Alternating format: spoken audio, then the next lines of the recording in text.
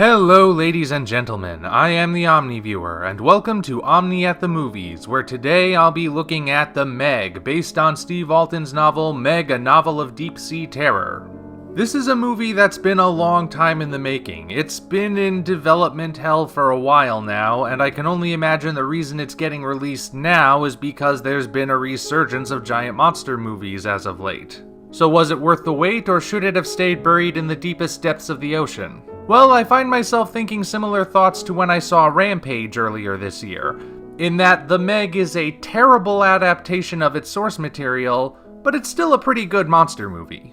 I'm just gonna be upfront with you guys. If you're a book purist, as in you wanted the original story of Meg, a Novel of Deep Sea Terror, which is a really intense psychological horror story, to be adapted directly to the screen, you're probably gonna hate this movie.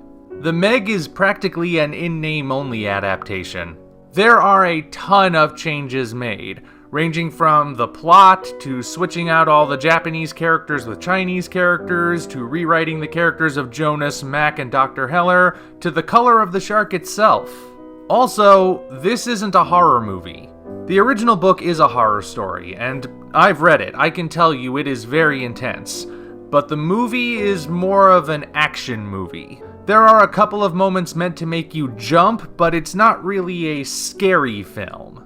Also, if you were hoping for scenes like the shark snatching the surfer out of the wave, or the devouring of the T-Rex, sorry folks, those aren't in the movie. Of course, I think we all knew, or at least suspected, this movie would be drastically different from the books the moment we learned Jason Statham was cast as lead character Jonas Taylor.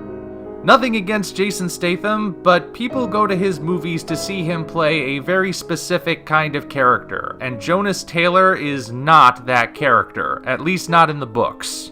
Book Jonas has severe PTSD and a tendency to black out and panic, and nobody listens to him even when he's right because his sanity is in question. That's just not the kind of character Jason Statham usually plays, and it's not who he plays here. So if I were judging this purely as an adaptation, I'd say The Meg was a terrible movie. But much like Rampage, just because it's a bad adaptation doesn't mean it's not a good movie in its own right. Aside from sharing character names and a few scenes and elements that are wildly reinterpreted, The Meg is basically its own thing. And when judged as just a movie, it's pretty good. I brought up Rampage earlier, but I wouldn't necessarily say it's that comparable. I'd ultimately say Rampage is the superior film, but that's not to say The Meg is without merit. I would say the best way to describe The Meg is as a throwback to early sharksploitation movies. And I have to specify early sharksploitation because people are still using sharks as movie monsters to this day, sometimes to very ridiculous effect. When I say early sharksploitation, I'm talking about the stuff that came out right around or after Jaws was released.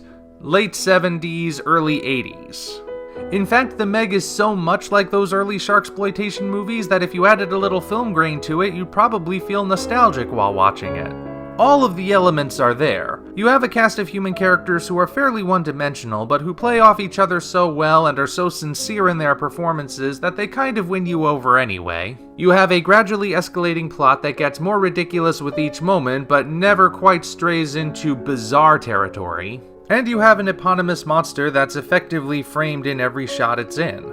Speaking of the Megalodon, it doesn't really have much of a personality as far as movie monsters go, but that's not to say it's devoid of personality. It has the personality of a shark. To quote a song by the Canadian comedy band The Arrogant Worms, it only has 3 thoughts, and they are eat, swim, eat.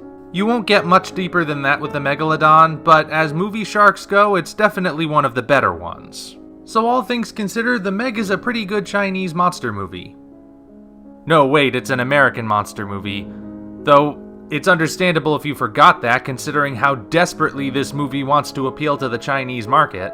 Yeah, you know the current Hollywood trend of trying desperately to earn Chinese box office? The Meg is currently the most extreme example of this I personally have seen in a theater thus far. This goes beyond something like Independence Day Resurgence casting a Chinese actress in a major role, or having the characters in a Transformers movie drink a particular brand of Chinese milk. No, this movie wants so badly to appeal to China that it's actually kind of distracting. As I already mentioned, all the Chinese characters in this movie were originally Japanese characters in the book. The prologue in which Jonas has his first major encounter with a megalodon is moved to the Philippine Trench as opposed to the Marianas Trench, for no discernible reason. Come to think of it, they also never really explain what a megalodon was doing there in the first place.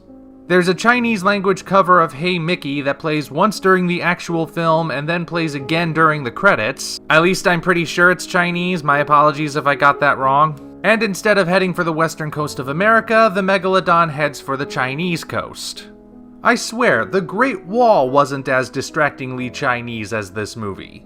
I can only imagine what future scholars will think of this period in time where America wanted so desperately to appeal to a nation that bans most foreign films anyway. Now, is this to the film's detriment?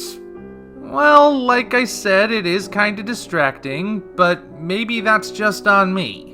Ultimately, I feel like the MEG balances itself out. It doesn't do anything exceptionally bad or exceptionally good. The bad and good elements attain an equilibrium that makes the movie average. Unless, as already mentioned, you are a book purist, in which case you're probably going to loathe this thing with a passion. If, on the other hand, you just want to turn your brain off for a little while and watch a monster movie or a shark movie, the MEG will suit you just fine. And as always, you're free to leave your thoughts in the comments section below. Until such time as we meet again, this is the Omni Viewer signing off.